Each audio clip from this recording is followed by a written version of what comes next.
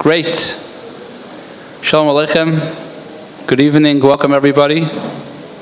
Very excited that all of you made it here tonight. This event is 4 months in the planning. And, to be here tonight, to see you all here, it's very exciting. And you're in for a special night. We really worked very hard to make this a business event that you won't forget, Emir Hashem. So we're going to start, we're Lubavitcher Chassidim, Chodesh Elul, got to start with a Vart. I'm going to share a Torah thought, and I'm going to see if I could push Norm's buttons on this. So you'll let me know if what I say right now jives with your business philosophy. Okay? So this is, I have copies of this. If anyone likes what I'm going to say right now, I could give you a copy. I've been sharing this. This is a letter of the Rebbe, and somebody just showed it to me about 3 months ago, and ever since then, every event that we've been doing, I've been sharing this. It's really very beautiful. I'm gonna share it in a very simplified way. There's a lot of technical Hasidic jargon in the letter, but I'll share it in a simple way. So it goes like this. This is it. Somebody wrote to the Rebbe asking, how do you serve Hashem through your business? How do you serve God through your business? So there's many ways. Obviously, you give charity. That's one way. You make sure that your business doesn't consume your life and you have dedicated time for your family and for your learning.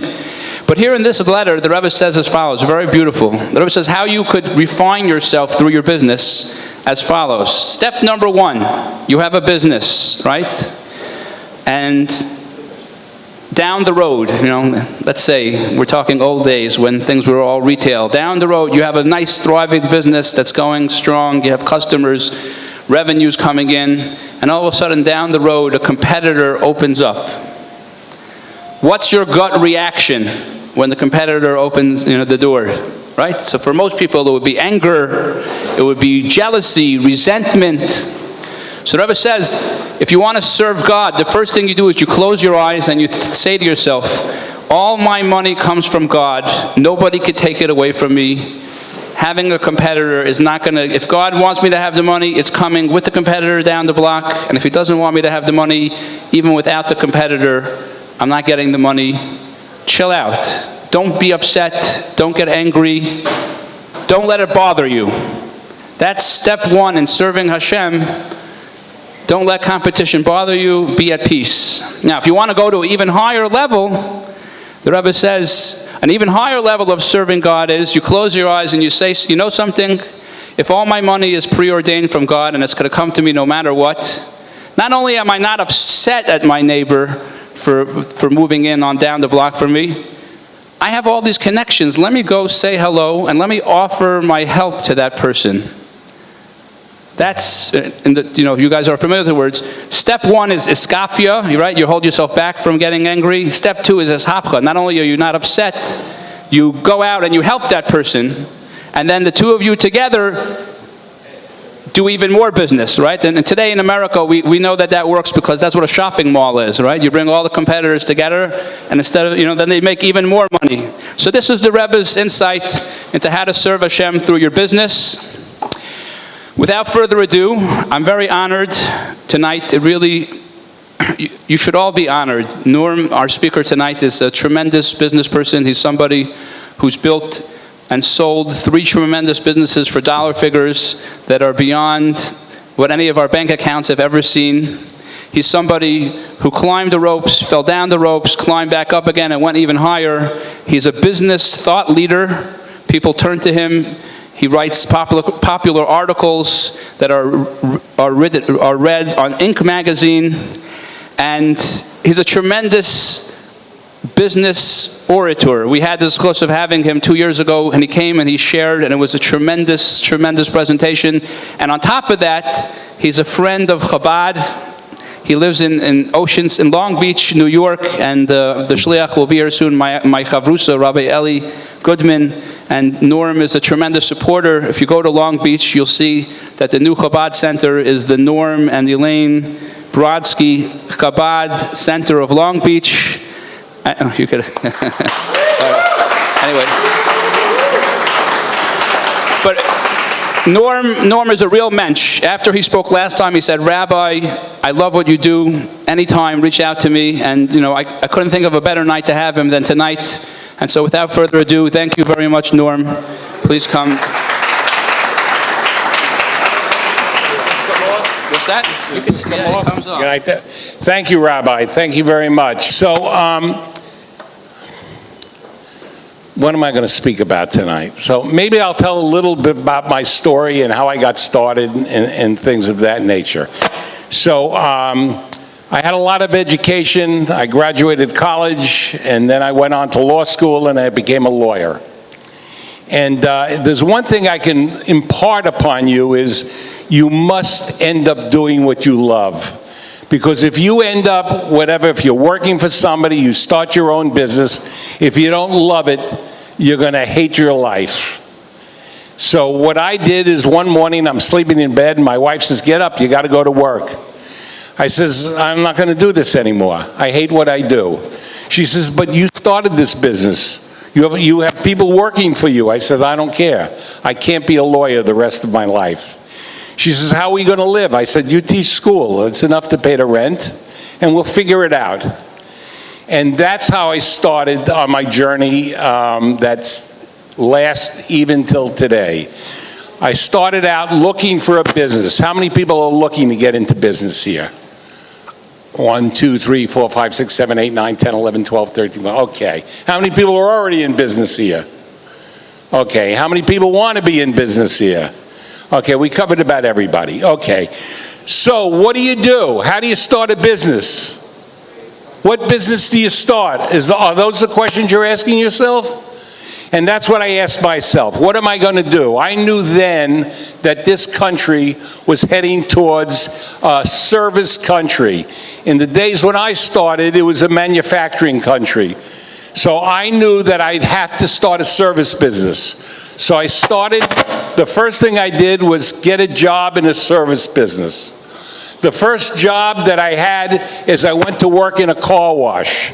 I applied, and I used to vacuum the backs of cars. That's how I started out. And I will tell you the best cars are the cabs, because there's lots of change you could get from the back of the cabs when you vacuumed. I stayed there, and in 6 months, I ended up running a chain of car washes. I didn't like that. So the next job I got, I went into a delivery business, a messenger business in those days. Today it's a delivery business. I worked for a neighbor of mine had this business. He says, "I know you're not doing anything, you're looking for a job. Will you come work for me? You're a lawyer, I need a lawyer." I said, "I'm not a lawyer, I don't want to practice law, but I'll come to work for you under the following conditions. You pay me $500 a week," which was a lot of money in those days. I think it's minimum wage now, I'm not too sure. Right? And, yeah, right. And so I worked for him, and I said, "Any Friday, you pay me on Friday? Friday, you could fire me the same time. Don't tell me when to come to work, and don't tell me what to do." And I ended up running that business for this guy. I loved this business for this guy. He had a partner. The two of them had a fight. I was there for 3 years. I took the business from $1 million to $3 million, and they were splitting up, and I decided to leave and start my own business. So the first business I started was a delivery business. It was at the advent of Federal Express, was just coming into being. And I started this business, and I built this business from zero to $160 million in 7 years. Zero, that's pretty good, right? 0 to 160. Don't clap so fast, because the following year I took it from 160 million back to 0.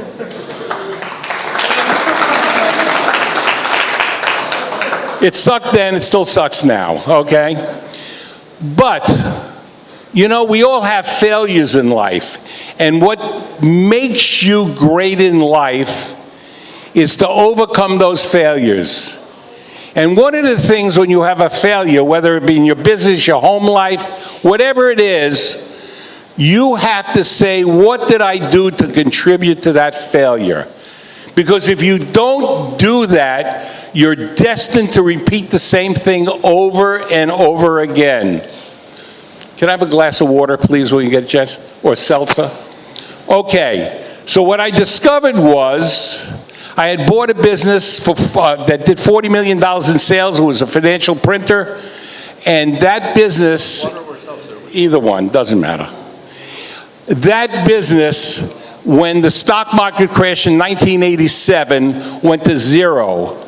And that business dragged my whole business down. And what I discovered was I used the assets from a really great business to pledge against this business. And if I hadn't done that, the business would have succeeded. Say with me, Baruch. Baruch atah Adonai Eloheinu melech haolam shachol niyah b'dvaro. Always tastes better with a little God in it. Okay. So that business that I lost taught me a great lesson that stayed with me my entire life. Always look at what you do. And when there's a mistake made, maybe it's somebody else's fault, but you had something to do with that. Whether in business, in family, whatever it was. That lesson that I learned from doing that carried me for the rest of my life. So the next business I built was an archival, retrieval, and records management business. Does everybody know what that is? No, it's a box where in the old days, everybody did everything on paper. Remember paper, most of you, right? Young enough to remember paper, okay. So we stored paper in big buildings on the waterfront here in Williamsburg. I started that business from scratch. And how did I start that business? One day a customer called us near the end of my delivery business when it was still going. And I taught all my customer service people never to say no when somebody asked them if we did something. Just take the information and tell them we'll get back to them. So one day a customer calls and said, "Do you store boxes?" And the telephone operator says, "Sure we do. How many boxes do you have?" They said, "Well, we have 27 trans files. Those are big boxes, right? Do you store them?" I said, "Yes, somebody will get back to you immediately." They came into my office. He said, "Do we store boxes?" I said, "Who stores boxes?" He says, "A customer wants to know. They have 27 boxes." I said, "What kind of boxes?" They said, "Trans files." I said, "Give me the information." In those days, there were no computers, so I looked up in the Yellow Pages, a storage company, called up a storage company and said, "Hey, do you guys store boxes?" They said, "Sure." I said, "Can you pick them up for me?" They said, "Sure." I said, "How much?" They said, $160. Now, I'm in the trucking business. I could do that for about $47. And I said, "How much does it cost?" They said, "It costs you $1 a month to store them." I said, "This must be the box robber on the phone." I kept calling other moving and storage companies, and they gave me the same answer. So here's how the next call went. The name of my company was Perfect Courier. "Hello, hi, this is Norm Brodsky from the box storage division of Perfect Courier. You have 27 boxes? Yes. We'll pick them up. How much? $45. Good. When can you do it? We'll be there in an hour. She said, no, they'll be ready tomorrow. I picked up those 27 boxes, brought them back to my office, put them in my office. It was just before Shabbos. They sat there. I came back Monday. They were still sitting there. They didn't say a word. They didn't disturb me. And I took that business and grew that business and sold that business 9 years later for $120 million.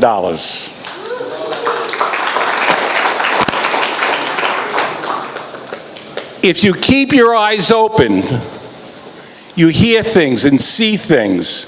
And there's opportunities still around you. My dad used to tell me, my father told me, "Son, there's $1 million under your shoe." Until I was an adult, I didn't understand. I used to look under my shoe for quarters. You know, I didn't understand what he meant by that is there's opportunities all around you. Now, I've spoken to some of you tonight, and you said to me, "Oh, what business should I go into?" You got to keep your eyes and your ears open on what businesses you should come to. There's plenty of opportunity around you. Now tonight, I'm going to speak a little bit more, but I want you to ask the questions. I want you to participate in this speech tonight. So if you have any questions, there'll be rewards for those who ask questions. Just raise your hand. Does anybody have a question to start with? Yes? At what point in your business have you I never leveraged any of my capital to grow at any point in the business. Remember what I told you before. Capital is the hardest thing to get and the easiest thing to spend. You have to watch when you're spending, even other people's money. I never did that. When I had extra money in my business, I took it out and invested in other businesses at the time. Here you go. It's my book. Yes? What do you think are some really hot opportunities or sectors right now? What a hot sector is right now to grow. I think every sector is to grow. So I'll tell you a little story with that. I'm still very active in businesses. So when I started out in business, the thing was to build a company. The goal was, the dream was, to build a company that did $100 million in sales. I did that. The second goal, later on, 20 years from that, was to sell a company for an excess of $120 million. I did that a couple of times, which I'll talk about. Now, what is the goal today? Anybody? Who said that? Unicorn companies. Everybody know what a unicorn company is? Go ahead, what is it? Not yet. $1 billion valuation, that's correct. And I'm about to launch that company. $1 billion, I want to have a unicorn company. I think that education is done wrong in the United States. I'm launching a unicorn company in education in about 3 months. I've already started it. I have the place to do it, and I'm going to change the way education. Hopefully I'll be the one to change education. So there's opportunities around you all the time. Who asked that question? Where? Raise your, okay. But to be fair, I don't feel like your answer was very satisfactory. I get that every sector is, He'll still take the book. No, he's not getting it now. You insult the speaker, you don't get a book. It's okay. Go ahead. What's the question again? I get that every sector done right can be a lucrative opportunity, right? But there are generally some industries which are more, time sensitive and No, there's where you're wrong. So you didn't understand the answer. Okay? So you're at fault, not me yet. I will admit when I'm at fault. There's opportunities in every single sector. Everything. I've never invented anything new in my life, right? The opportunities are around you. You have to find an opportunity that you love and you like. I love to go to work every day. When I had this mundane storage business, right, that I sold for $120 million, I used to walk in my warehouses every day, and this is what I did. Oh my God, do I love the smell of cardboard. You got it? So you have to find what you love to do. Don't find a sector that's hot, because you may not star in that sector. Don't find a sector that everybody else is into. Find one that you like and you love to go to work every day. We'll give you that, maybe you'll learn something. Yes? What's that? Competition, okay. Competition, we'll talk about the rabbi now, I heard, right? Competition, let me tell you how I sell against my competition. I always have sold against my competition. When somebody comes in and they say to me, oh, you have a fine place, but what about A and B? I said, I know them well, and they're terrific. Here's how I differ from them. And I tell him my strong points, how I differ from them. I never downsell any competition at all. I say, if you want to go with them, that's fine. But for the extra things that I give, I think it's worth it. And let them make their mind up. And your competition, you'd be surprised, will sort of back off from bad-mouthing you if you do that. So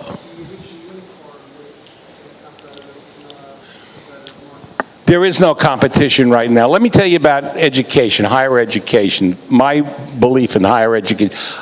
There's two things when I went to high school I wanted to do. I used to sit in high school, and I used to look at the clock, and the 3:15 class would end. And I couldn't wait till 3:15 to get out. And as I sat there, I wanted two things in my life. I wanted to be very, very rich, and I wanted to teach, right? So I understood I couldn't do both at the same time. So I became very, very rich, and now I teach. I teach a course called Inside the Mind of Entrepreneurship in the college that I went to. I went to Rider University. The business school is now named after me. And I teach this class. And I believe you can be an entrepreneur and have entrepreneurial thinking and not start your own business. You could work within a company and think the same way as most great entrepreneurs that I know do. You understand? Now, I hope that answered your question. Okay. Yes? I don't care. We'll get to all of you. All right. You spoke about being uncertain for different opportunities and being ready to take 27 boxes into your office. When you don't do that at all, where do you draw the line between like spreading yourself too thin and pivoting to opportunities? Okay, so that's a really great question. The question is, how do you not spread yourself too thin and go after every single opportunity? Because once you're in business, you're in business? Not yet. Okay, once you're in business, you see more opportunities. They come all your way. So you can't jump at every opportunity. That's correct. So when I have time, or today I do things a little differently. I partner up with people. I find people to work with me, which I never did before. But I'm like a control freak. So anytime I go into business or give people money to run the business for me, I control or own 51% of it until I get my money back. So I can do a lot of things. I find young men and young women who want to go in business. I help put them in business. So today I have 4 or 5 businesses like that. I have an ice cream parlor in Brooklyn here that's going to be a chain of ice cream. I have a chain of restaurants. I have a pretty big real estate business. So one of the things I didn't tell you about when I opened the warehouse here for the box storage business, I bought a lot of real estate. I want to show you how smart I was. I just thought of a story that I had a place in Long Island City where I started that storage business, and I needed more space, and I got a real estate guy, and he takes me here to Williamsburg, and he says, look at this warehouse, it's 60 feet, 60,000 feet. You can rent 20,000 feet of it. I looked around. I said, Williamsburg, it's a dump on that part of Williamsburg. Broken down buildings.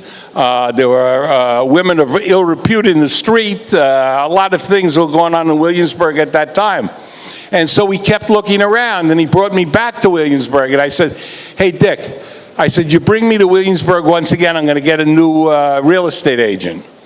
The end result is I moved to Williamsburg, and I ended up owning North 7th to North 14th Street from the river to Kent Avenue. So, it isn't always smart. Sometimes it's lucky that happens. But I have other people run my businesses today. So that's today. What about back in the day? How did you? No, I ran the business myself. I concentrated on the business. I stayed with it for years. So I ran and stayed with that business for a very long period of time. And I had great people who worked for me. I had people who were with me for 15 and 18 years. Yes, I'll get to you. Yes? How do you get employees to be passionate about, or your salespeople or your employees to be as passionate as you are? Like, there's a tendency, I want to do everything myself because I can sell the best. Like, how do you get your employees to? Well, first of all, while I was here in Williamsburg, I had 200 employees. I knew every single person's name. Everybody's name. How did I do that? Well, in those days, even if they had direct deposit, I handed out their pay stubs. I met them personally. I knew what they were. I took an interest in them. Not everybody's going to be as passionate about your business as you are, but you can make them feel like they're part of your business. I think that's really important to do and difficult to do. Go ahead.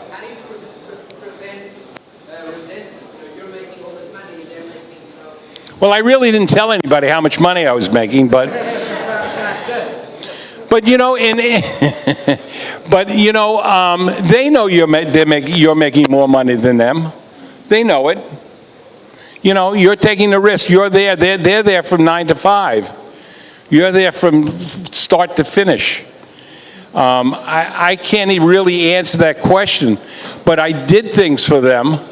You know, I had them participate. They were profit sharing. Their 401ks were more than matched. I mean, there's a lot of things that you can do. We played simple games with them. Every time we put away 50,000 boxes more, which happened on a monthly basis, they got a check. It started at $100. It went up to $5,000 a person. So there's ways you can do that you can keep them interested. In the back. What do I love about what I do? I'm a very passionate person in things I go into. I just love what I do. I love to go to work. I still work today. I don't have to. I keep offices here in Williamsburg because I moved here in 1990. I don't want to leave here. I love the place. I saw it grow from a dump to what it is today, a pretty dump. And so I'm driven by that. I just love to do. I love to think. I love to act. How is it different being a lawyer? I don't know. I was never a lawyer ever again. I never practiced. I just love the interaction with people. With lawyers, you're representing a person for one transaction, and that was it. Here I see the same faces every day. I get to interact with people. I love customers, you know. I just love what I do, and I get to do it every day. Yes? When looking to scale a company, what do you take into consideration when you're When you have a company, how do you decide to build it up? Cash. Remember, I told you run out of cash, you got to have a great idea. If you run out of cash, you run out of business. You have to know your numbers. If I can impart one thing to everybody in this room here, is that you have to know your numbers. You have to know it's nice for your accountant to do your numbers. You have to watch your receivables. You have to watch your cash balances. You can have the greatest business in the world and still go out of business. So cash is king. You can't replace it. If you run out of it, I don't care how good your business is, you're going to close the doors. I've seen plenty of people that don't understand cash management. Period. Yes? How do you balance your family life with your work life? Well, for me, balancing my family life with my work life was easy because I brought my wife in as my partner. She worked side by side with me for 20 years. So, well, I'm married 53 years. Something must have worked out. How do you said you jumped in a few businesses like ice cream, restaurants. How do you jump in this business without knowing enough about these businesses? What's there to know? Like, I mean, a restaurant, there's a ton of stuff. Well, then you hire somebody who knows more than you do and you learn from them, right? Well, I mean, it's not only one person, it's a whole business. It's a whole business, right? You have to know how to hire the right people and Right. how do you do like, It doesn't always work, and you don't always hire the right. Everybody you hire isn't honest, you know, and they don't work hard. They don't work like you. You got to find people, and sometimes you burn through it, and it's a learning process. If you stop learning, you read the Torah every day. You try, right? So when are you going to stop? what to learn, Yes. hopefully never. That's right. So I never stop learning. I never stop learning about businesses. I find something new every day that I learned. I know, but like you said, you are a control freak. You like to have 51% in a company. Correct. Does that mean that you really need to know like what's moving? No, I don't. I have to trust the people. You trust until you trust. So trusting people, I trust but verify. I trust everybody, but I'll verify. I'll count the cash. I'll do what I have to do that, and I'll learn as I go. I know it's a tough thing, and not everything works out. Do you do anything differently to try and build a business to sell it? Or do you do anything differently to try to build? So there's two ways to build your business. You build your business like you're going to keep it forever, and you build your business like you're going to sell it tomorrow. And the reason you do that is because you use best practices. When you sell your business, do you want more or less? More. So you're going to build it perfectly. And when you hold your business forever, you're not going to take shortcuts. You're going to build it like one brick at a time. An example, I never hire from competitors. That's cheating, and it's a shortcut. Why am I hiring from a competitor? I'm going to steal a salesman from a competitor because I think he has accounts, right? Or I think he knows people. I would never do that because he's going to do this. The salesman's going to leave me and go to somebody else. So you build your business like you're going to keep it forever, and you build your business like you're going to sell it tomorrow. That way you'll always have best practices in your business. So the day I open a business, I know I'm going to keep it forever and I'm going to sell it. And one of those two things are going to be true. Yes? Do I have an exit strategy in mind when I sell it? Yes. When I start a business, yes. I have this exit strategy in mind, and it's always changing, but yes, I do. When you're starting a business, most people, you're in an industry where they say, okay, you can make $500,000 here, you can make $1 million here. Yeah. How do you get your business to the point where you say, okay, I hit these milestones, but I'm not done yet, I want to go. Well, so he's asking about making money in your business. The milestones are not making money. I don't think about... well, so how many people do a plan every year for their business? Anybody want to raise their hand? Right, look around the room. So your plan is based on sales, right? How much you want to do in sales next year? It's normal. It's mine. Yours too? What's your plan? How many people, when they do a business plan, they say, here's what I'm going to do in sales next year? Just raise your hand so I see. So you see around, most people do that, right? So how many people have hit that exact number every year? Nobody. So that's what happens. You make plans. You know, man plans and God laughs. You understand that? So you make plans because the plans that you make, if you're doing your financials right, shows you your cash flow and how much money you need and if you can live within that. So sure, I make plans on what I'm doing, but I never make plans on how much money I'm going to make personally. You understand? Yes. How do you juggle what? Well, you're talking about you, not me, because I have people working for me to do that, right? So I know you are. You're asking for yourself. So the question is, can you do that? Can you do it efficiently? Or maybe you should concentrate on one and then start the other project sometime down the road. Listen to me. We all have to make a living first, right? The object of going into business is to make a living and build something for your future. So if you take on too many projects at once, you're splitting yourself in half. What are you taking a chance? One may not work and more may work. You should concentrate on earning a living and building your business until it yields what you need. Then you may have free time to do the next thing. Okay? That's what you have to do. You got to earn a living. That's what you're doing to start the business. And you got to think about the future. A business is worth two things. Here's what it's worth. It's worth giving you a living, and in the end, it may have some value to sell. How many people think they ever want to sell their business in this room? One. What kind of business you in? E-commerce. E-commerce. What kind of business you in? Not yet. Not yet. Okay. Okay, so two things from a business, right? Earning a living and eventually selling it. Maybe retire, maybe do something else, maybe study. I don't know what it is. Those are the two things. Anybody else? Questions? Yes? You mentioned that even if you're working in, let's say, a company who's like an entrepreneurial mindset that you can have while you're in that company.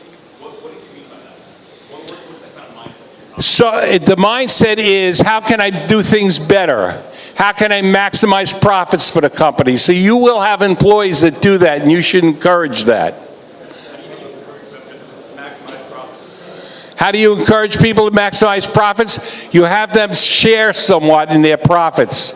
Have them do, when people have vested interests, they do better. Yes? You have so many people running your businesses. How do you make sure to hire the right people? So, yeah, tips for hiring. No matter who you hire, the nasty twins comes on Monday. You hire them on Friday before Shabbos, right? There is no tips. I don't believe in the psychological testing or anything like that.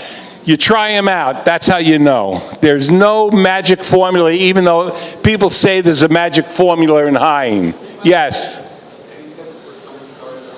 Any tips? Do it immediately. What's the business you're thinking of starting?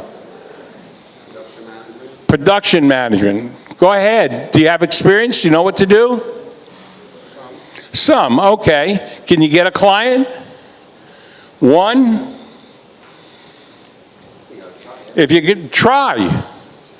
Listen, don't put off for years because you're afraid to do that. One of the hardest things in the world is working for yourself. You have to rely on yourself. When you start a business, you're not relying on the guy you're working for, right? It's hard to do, but once you do it, you'll love it. You had a question, yes? What's that? Business that failed. What happened? It went bankrupt. Gone, bankrupt. Went through bankruptcy. A business that failed. Yeah, hopefully you'll never find out. Yes? Yeah. Any guidelines for knowing when it's time to move on, or? Guidelines when it's time to move on? No. What do you mean move on? Should you be pushing through, maybe it's just a time thing, you're not patient enough, or this is not working, let me move on to something else? Well, if you're not making money and you can't do it, it's time to move on. But you should keep trying, yes. Did you actually go to Burning Man and have a book? Did I? You can't have a book because that's a terrible question. But no, yes, of course I went to Burning Man. Why would I lie? Yes. Sorry, you told him to just move on and you're not making money, but if you start a business, does it make money? No, he's saying after he's tried a few times and stuff like that. Startups, listen, we're attuned, can I have everybody's attention for a few seconds? Here, we're attuned to the following thing. We read about Uber that lost billions of dollars for years, right? Right. So what we're talking about here is not Uber. We're talking about starting businesses. Now, nobody probably, with the exception of one or two people in this room, can start a business and lose money forever, right? The businesses that we're talking about starting here, you got to turn this around. You have limited capital, and you have to make money. Nobody in this room, I believe, at this second can start a business and lose hundreds of thousands or millions or tens of millions or billions of dollars.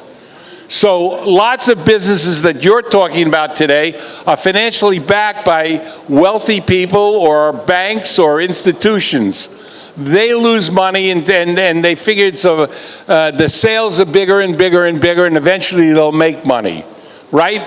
We don't have the luxury in this room of doing that. Starting a business where we're going to lose money for 10 years and borrow millions of dollars. Allegedly, I have a lot of financial backing, but I'm not sure when to decide, okay, I'm going to... Shh. I have investors, I have financial backing, but I'm not sure when to say... How much money do you have? Not a specific amount, not $500,000, let's say. That's not a lot of money, and lose... Yeah, it's great for a startup business, but it's not a lot of business if you're not projecting profits within 2 years. So 2 years, you would say... No, I don't know, but I'm saying I don't know what your overhead is. But you know, it's not easy borrowing money, and it's not easy getting money for people who are just starting out. Okay? You did a great job. You raised X amount of dollars. You got to get that as profitable as you can, as soon as you can. Yes? This will be the last question. Who's that in the back? Yes, go ahead. When do I know when? I can't hear you. Can we quiet down for a second? What? When do you know when you're working 24 hours a day? No, you know when it's time when you can afford to do it and it pays for you to do it. Yes. Go ahead. You said that you're in real estate and in business. Yes. How much of your business is funding your real estate, and how much are you just in it for the business? Well, my real estate is completely funded, so I don't know the Your goal My goal in my business was to earn a living and make money, right? The real estate came into play when I sold the real estate on the waterfront for a lot of money, and I went into the real estate business out of New York. Most of my properties in Leesburg, Virginia, and I have an office outside of Washington, in Bethesda. Yes? Last question. No. Yeah. Listen, thank you very much. I'm going to stay here, and if anybody wants to have questions about Burning Man, they can ask me. Thank you very much. Please stay seated. We're going to start the networking in a second. If everyone could just grab a seat. Go for it. Okay, welcome everybody. This is really exciting. Thank you, Norm. I'm glad you answered my question, so I didn't have to ask it to you now. Thank you everybody for coming. This is very, very exciting because you guys are making Lubavitch history tonight. Very nice. Okay, so I want to tell you about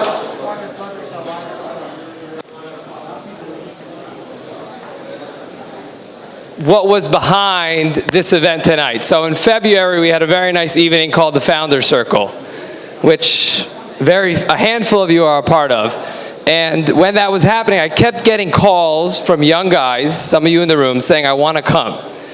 And right after that event, I told Rabbi Wordy, we need to do something for the guys who are not yet a part of the Founders Circle. And then as time continued, we kept getting calls from young founders saying, I need help scaling, I need help hiring, I'm doing well, but I need help. And together, Rabbi Wordy, myself, and Yehuda, we decided we're going to launch a new fellowship, a new society, a new circle, a new community called the Young Founders Circle. Does anybody have a piece of paper on their seat? I'll tell you which one you should find. This one. So tonight's launch event is very exciting, and I want everybody to take advantage of Norm, all of our mentors here.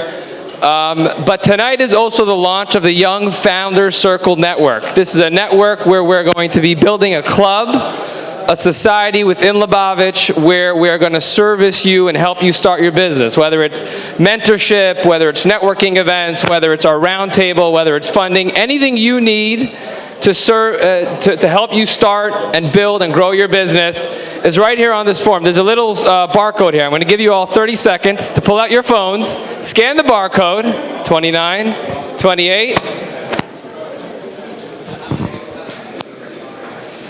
26, 25. Where's your barcode? It's CHYE.info. Click YFC and join the Founder Circle. It's $50 a month, $600 a year. It's a very little bit of money. We're not a for-profit. We're a non-profit. The goal of this is to help you join our community, join our society, and be able to give to you and help you scale your business. 10, 9, 8. Service to Shach, it's getting, I didn't see you trying. So we're very excited to launch the Young Founders Circle. I want to just finish off with, join our community. We're going to help you build your business, grow your business. It's a very exciting, exclusive for those who join the Young Founders Circle. When you're done, and I just want to end off with a few thank yous.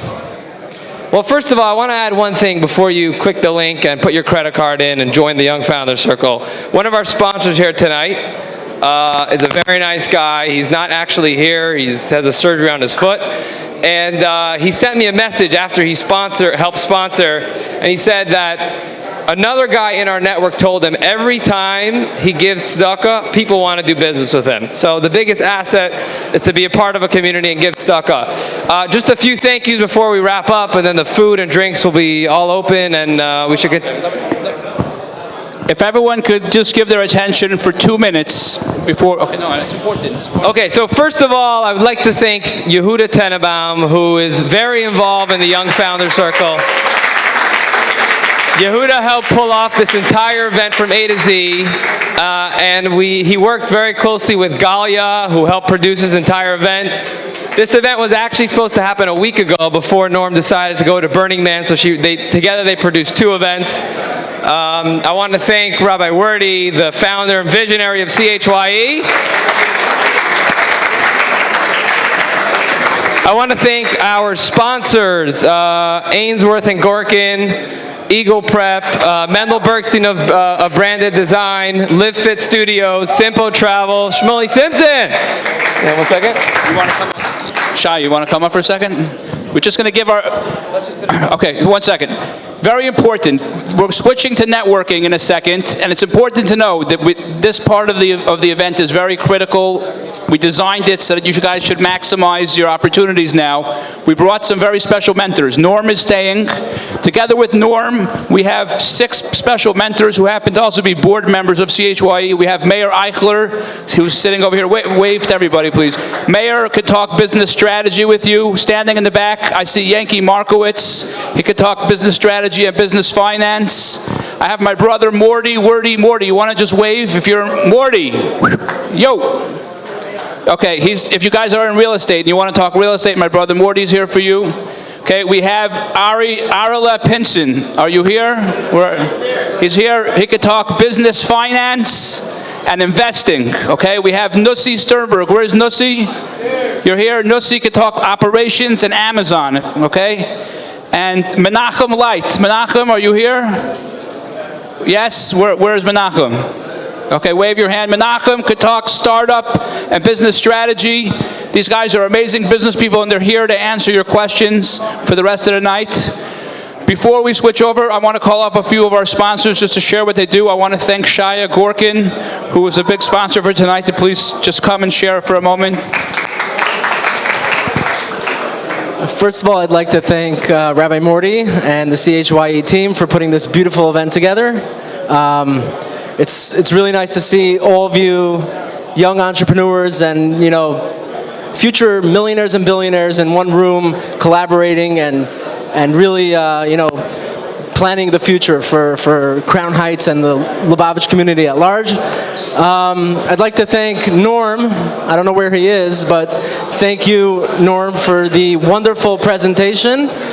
I'm a practicing attorney, and I love what I do. If you need non-disclosure agreements before you start talking to people here about Burning Man, just let me know. I'll set you up. I'm a practicing attorney. I generally do commercial and civil litigation. I have a partner, Levi Ainsworth, who couldn't make it here today. He is, you know, the transactional attorney in our firm, and I'll stick around. Happy to talk to any of you. If you guys need any assistance or just want to chat, I'll be around. And thank you again for coming. Thank you very much. Shmuel Eagle, do you want to just... Shmuel Eagle, are you here? Where's Shmuel Eagle? I don't know. Okay, Mendy Bergstein. Where's Mendel Bergstein? You here? Stand up for a second. Mendel does amazing graphic design work for all your business. Shmuley Simpson, where are you? Shmuley Simpson. He's in the back if you need business travel. Shmuley Simpson is your man. Okay. Fitness. Menachem Ben Arosh, please stand up. Okay, I'm very excited, by the way. This is a little bit of a CHYE story. Menachem runs a fitness studio, and he came last year to our expo, and everyone said we need a fitness studio in Crown Heights, and Menachem is in the middle of opening up a fitness studio for those of you looking to get fit. Okay. Hello, guys. Okay, we have a location in Borough Park. We've been open for 12 years, and now we are opening up in Crown Heights. Nostrin and Crown, very, very excited to welcome you guys all to the grand opening. Amir Hashem after Tishrei. We'll make sure everyone gets the details later. Okay. Okay, and last but not least, everyone, a big round of applause for Barry Volasov, who's tonight, he's the real guy behind tonight's event. Anyway, everyone, please, there's dinner, there's drinks, there's mentoring. Please stay, network, and do business.